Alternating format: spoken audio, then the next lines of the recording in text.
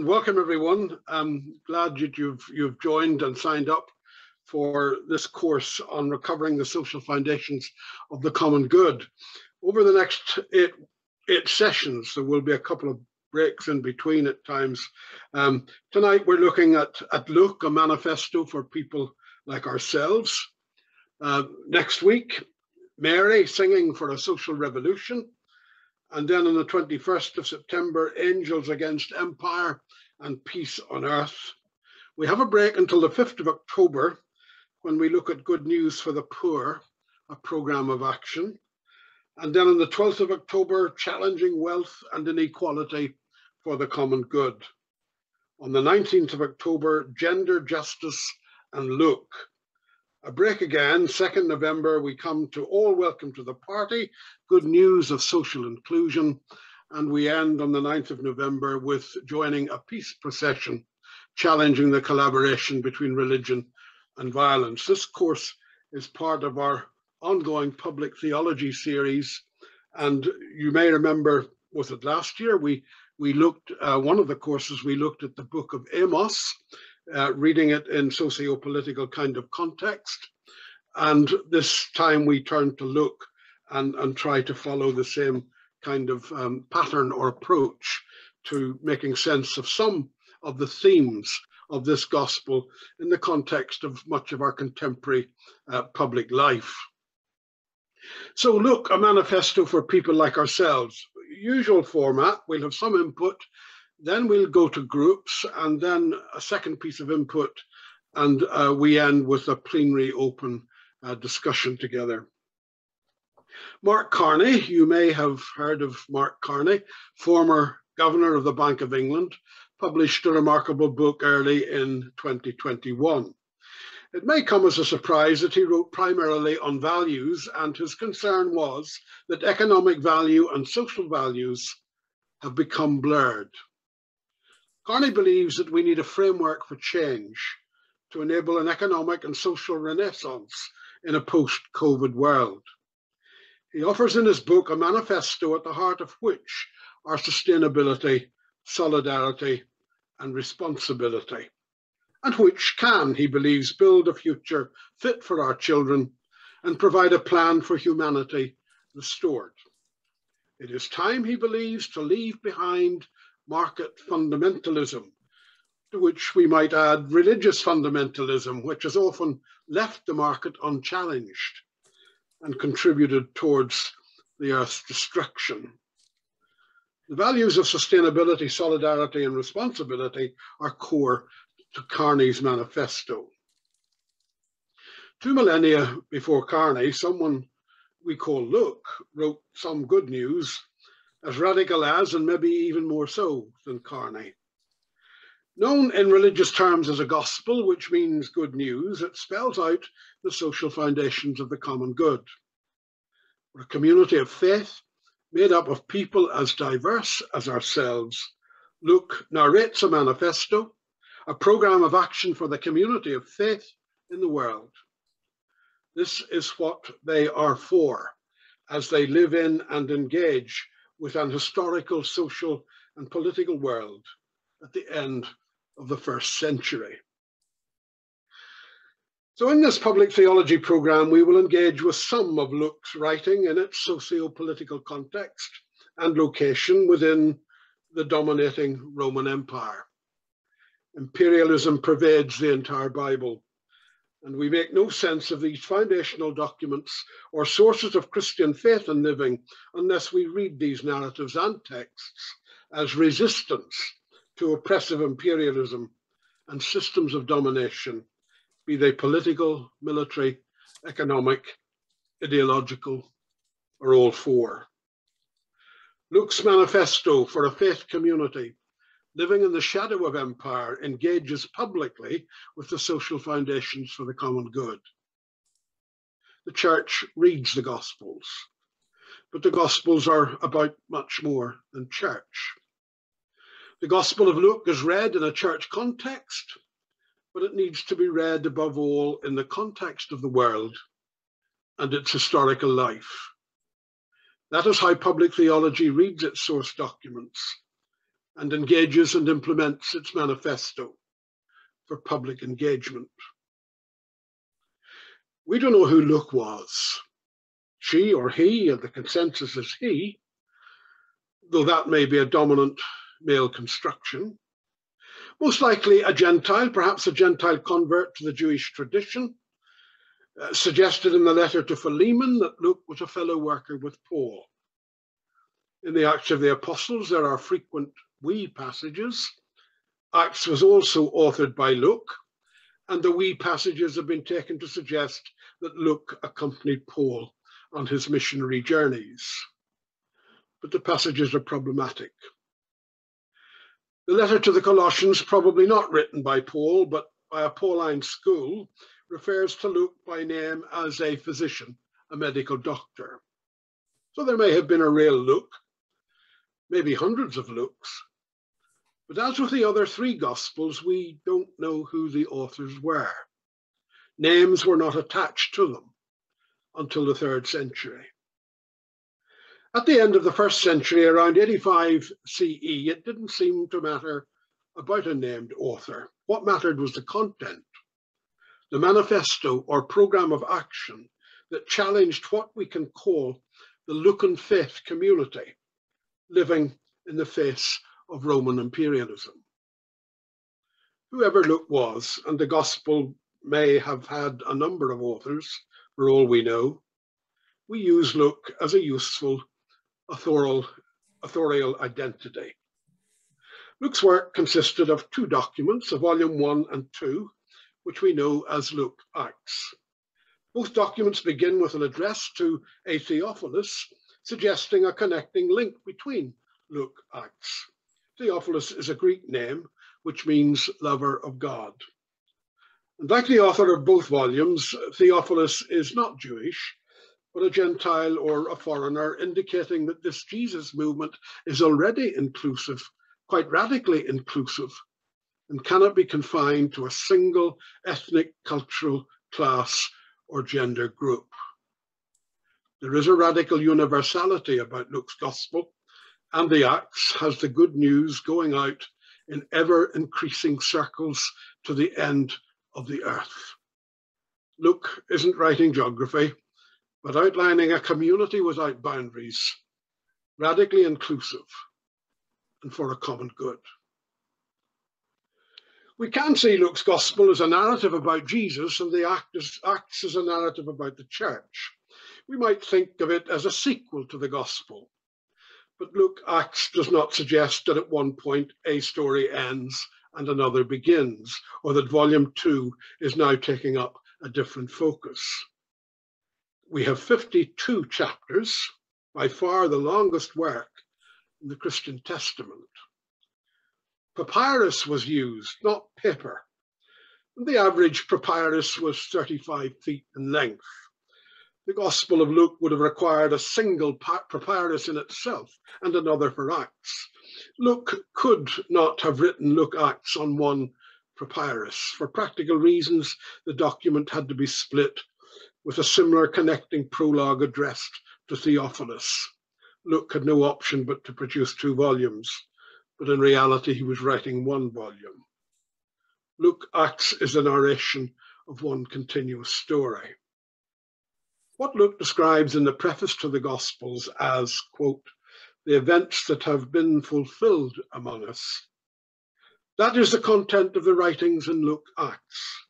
It refers both to the story of Jesus and the action of the early church. For Luke, there is one narrative, a narrative unity, and that is important for how we read Luke's work. We might put it this way. The Gospel sets out the manifesto or program of action for the Lucan faith community. Acts shows us the community in action and the kind of activity the faith community engages with as it carries out its program of action, driven and empowered by the Jesus narrative. We need to imagine, I think, if we can, a faith community gathered in a room, it might be a tenement building or in a shop front, and someone arrives with a papyrus. Now, we all have a Bible somewhere in the house, but not everybody, I suppose, has a 35 feet papyrus under the bed. Few of them could read anyway. So around, say, 85 CE, someone who could read read Luke in public to a gathered faith community. They first heard Luke's gospel in a public reading. Unlike Paul's letters already in circulation for over 30 years and dealing with specific problems, Luke's gospel has a different purpose. This is to shape the character of a faith community over the long haul. This 35 feet papyrus is mobile. It is being taken around and read publicly to different faith communities. The content of the gospel gives us clues as to the nature and characteristics of these Lucan communities. They exist in the last quarter of the first century and are a very socially diverse group of people. They consist of different ethnic and religious backgrounds, social status, and wealth. Together in these small rooms or shop fronts are Jews, Gentiles, women and men, most poor, some relatively well off, common people, and a few elite or those who work for the elite. And this incredibly diverse community lives with tensions, not only between it and the wider imperial world, but between themselves. You don't gather a mixed bag like these faith communities in 85 CE and not have tensions and clashes. So shaping a vision of the common good was extremely difficult. Between Luke Acts, we sense the tensions. There are described as high-standing women mentioned in Acts. Judea has a lot of wealth. She is a businesswoman. There is a Roman centurion. Imagine the tension when a military leader from the imperial occupying forces turns up for worship with the community. There is a proconsul of Cyprus, a political leader, and a synagogue leader. What's he doing in the Jesus community? There are high status people, and it may well be that Theophilus is one of them. Luke does address him as most excellent. They are in a minority. Most of the Lucan community are from the poor. They are the non-elite, culturally and ethnically mixed and probably dominated by the elite who have wealth and power. And it was probably one of the elite who could read, who publicly read the Luke papyrus. At this public performance of the Gospel of Luke, they would have listened together and become aware that Luke's Gospel has a great deal to say about wealth and money and power, much more than Mark, Matthew, and John, the latter two still to be written. And then the awareness that Luke is going on frequently about the poor. Indeed, wealth and poverty run like dominant threads through the Gospel. They hear that God has a preferential option for the poor, and the program of action for the community is to deal with poverty, to be in solidarity with the poor, and seek the liberation of rich and poor. And then the great culture clash and war of the first century that threatened the very existence of the early Jesus movement. It was the great sectarian, racial, cultural, and ethnic chasm between Jews and Gentiles. How do you bring about reconciliation and share a common good between that chasm? Somehow Jews and Gentiles were gathered together listening to the public reading of Luke's Gospel. Were the Jews, Jesus' own people, already becoming a minority in the Jesus movement? And were the Gentiles taking over leadership? In Acts, most of those named are Jews, but the tensions are there and they don't go away. Gentiles are still a problem. And in listening to the public reading of Luke's Gospel, there were frequent references to Gentiles. In a sense, Luke's Gospel is the most Gentile-orientated Gospel, reflecting the struggle that the faith community had with inclusivity and finding the common. And as they heard Luke read, they would have noted that he has a lot to say about women and the role of women in the community. There is a lot of gender politics going on in Luke. Poverty, power relations, reconciliation, inclusion or exclusion, gender justice. They listened to Luke's gospel and recognized all the dynamics and tensions and struggles. And here was their manifesto as the Jesus movement, their program of action, who they were and what they were for in their world of Roman domination and imperialism. It was, I think, and remains a manifesto for people like ourselves.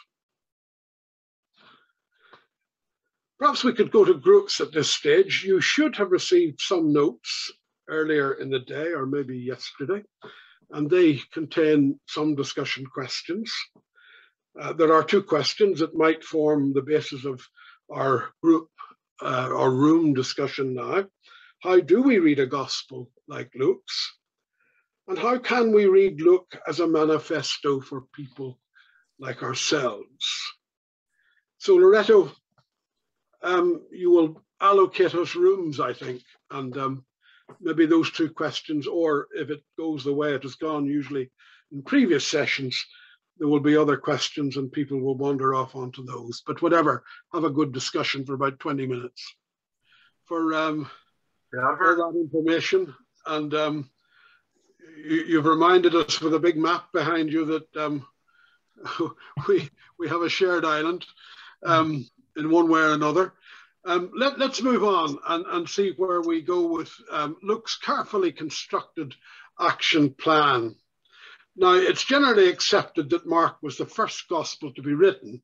I say generally accepted. There are different theories, but this is a consensus one, I think, that Mark was the first gospel to be written in about 65 to 70 CE, that Matthew and Luke each borrowed material from Mark, but they each rearranged and they even retold the stories to suit their own purpose. Matthew and Luke each draw on a common block of Jesus' teaching, and this shared source has been described as Q by German scholars of the Christian Testament, Q being the first letter for quell, which means source. So they use a source, a block of teachings of Jesus, and Matthew and Luke make use of that. Then Matthew uses material which only he has, and which is not used by Mark or Luke. And this is usually described simply by the letter M. Luke too has material in his gospel found nowhere else, and this is described as L. And so Matthew and Luke were written about somewhere between 80 and 90 CE, more than a decade after Mark. And we have a broad idea as to how each of these first three gospels were written or constructed. Mark, the first gospel, the primary source. So Matthew takes material from Mark, material from Q, the source of Jesus' teachings, and the special M material that only Matthew has from wherever he sourced it. Luke uses Mark, again uses Q, or the source teaching material, and Luke, the special L material that only Luke has.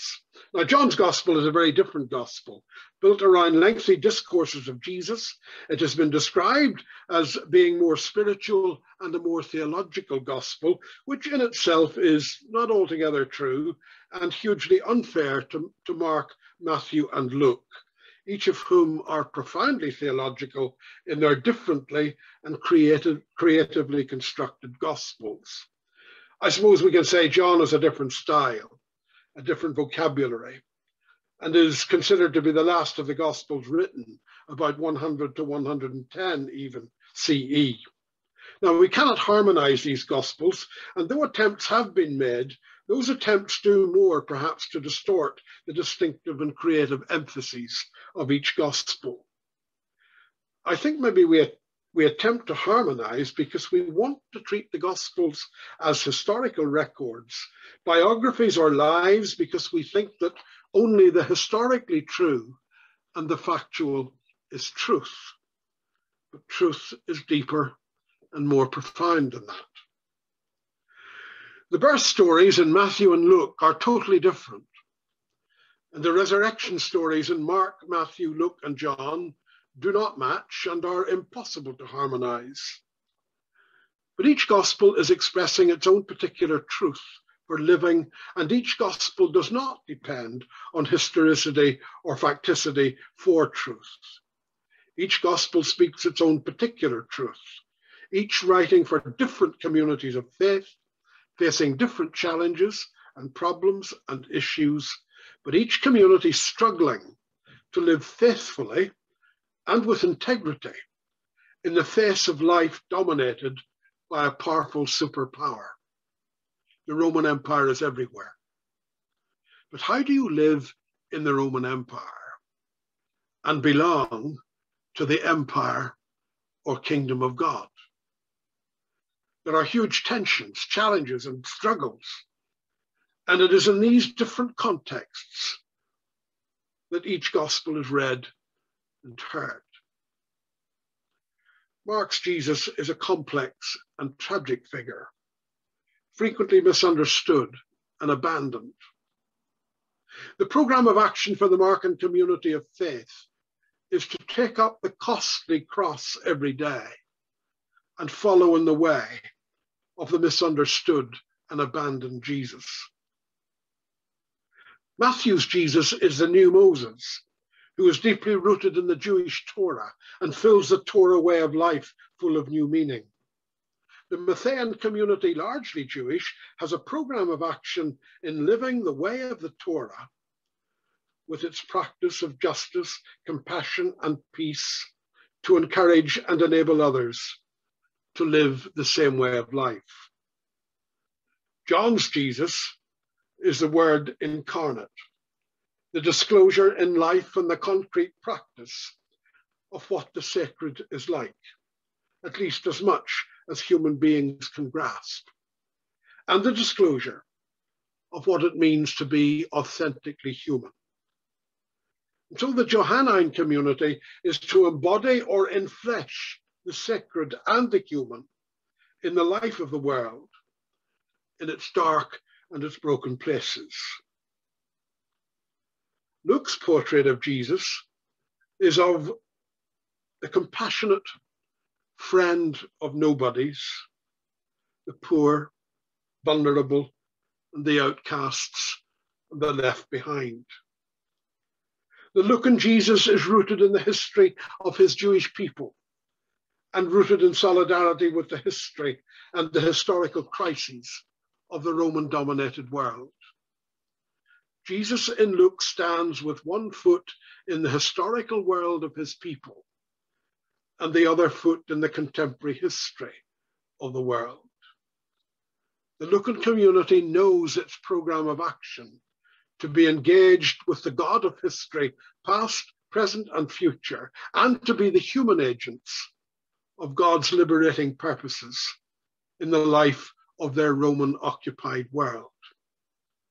At the end of the gospel, the community knows it is commissioned and sent for a liberating purpose of justice and peace, and the practice of that they engage in the Acts of the Apostles.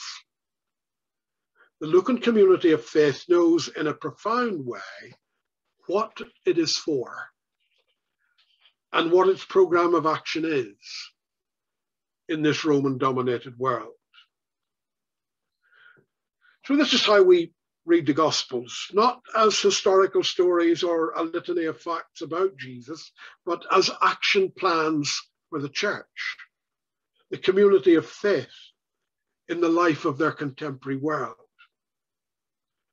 What difference will it make to churches in Ireland if we were to read and hear the Gospels as programs of action? What difference would it make to read these Gospels, as somebody suggested from a group, read these Gospels as if for the first time, recognizing a template for who we are and what we are for in contemporary Ireland and a wider world. Luke, in the prologue of the Gospel, is very careful to describe how he researched carefully and with equal care constructed his Gospel. He wasn't gathering together a mere collection of stories about Jesus. He had gone to various sources and then arranged his material around themes. Maybe reading Luke from beginning to end is to keep an eye open for the big themes. Arranges his material around themes, keeping in mind that he was writing for a faith community that had known and experienced firsthand, or the fallout from the devastating destruction of Jerusalem and the Jewish people by the Roman imperial and military power. The Jewish-Roman War of 65 to 70 was a first Jewish Holocaust, devastating and traumatic. The Jews in the Jesus movement had not joined the war, believing that loyalty to their crucified leader did not allow them to go down the road of war and violence. But the Romans didn't differentiate between Jews rising in violence and Jews committed to active non-violence. But Jews in revolt against Rome saw those Jews practicing active non-violence as traitors and betrayers of a sacred cause. From 65 to 70 CE and post-war, it wasn't easy to belong to the Jewish Jesus movement. And how did the faith community live with oppressive and violent imperialism, especially when you had consciously chosen to belong to and participate in the alternative empire or kingdom of God? From the beginning of the Gospel, Luke is concerned with the political world and the arrangement of power.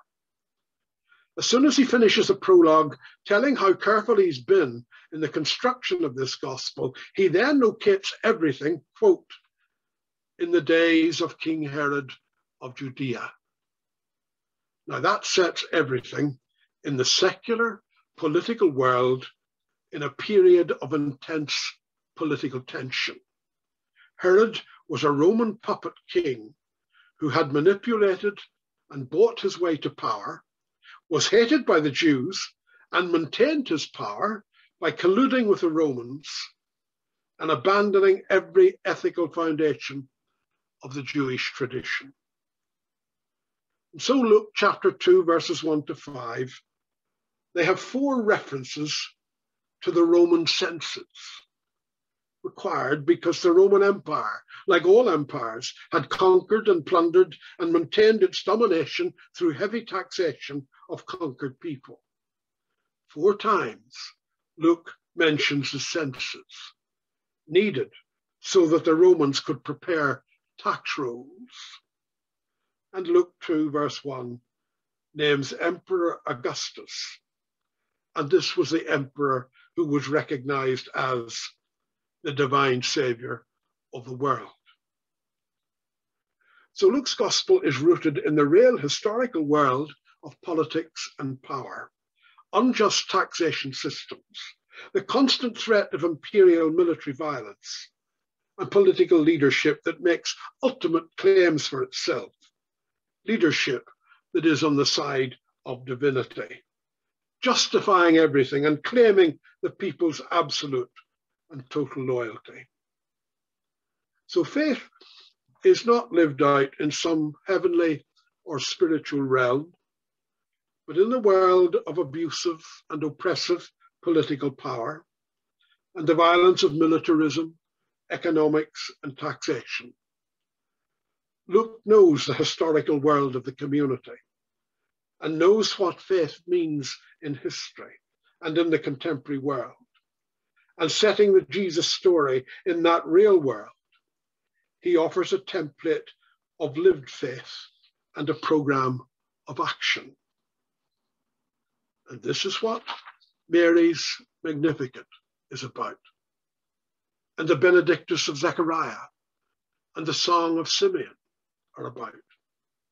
It's the point of the song of the angels to the shepherds, the themes of wealth and poverty, the manifesto of Jesus in the synagogue of Nazareth. Luke's struggle to bring women to the fore in the gospel, the constant themes of compassion and justice, the stories of crucifixion and resurrection with all their metaphor and symbolism, the entry on a donkey to Jerusalem, and the frequent dinner parties in this gospel. Luke is not writing history or biography, setting it all in the brutal context of Roman imperialism and empire in oppressive action. Luke is writing narrative theology as a program of action for diverse people like you and I. So what is the worldview and program of action in a world where the worldview is being determined and imposed by the Roman Empire? The Lucan narrative, written to a struggling community of faith, is an invitation to embrace an alternative worldview and to live as if the empire of God had already revolutionized the world. Basileia tau theo is Luke's Greek for the kingdom of God. And Basileia was the word the Romans used for empire. Luke is writing a gospel to say that we belong to a radically alternative empire, and our worldview and lifestyle and life action in the world is shaped by that alternative empire. It is in the face of the Roman Empire or any empire or domination system that faith is lived and practiced as those whose ultimate loyalty and commitment is to the empire of God. So much for heaven or pie in the sky when you die. It is at the heart of this world, with all its oppressive and unjust systems and violent systems, that faith is lived and above all practiced. Luke's gospel is a carefully constructed action plan. That, I suggest, is how we read it, and we hear it, and we do it. Okay, we can pause there and have an open kind of discussion. There are a couple of questions as usual, but let's see where it takes us. Why is Luke locating his gospel from the beginning in the contemporary world of empire and political power? And maybe the second question is the more important for us. What difference would it make to churches in Ireland or Scotland if we were to read and hear the Gospels as programs of action?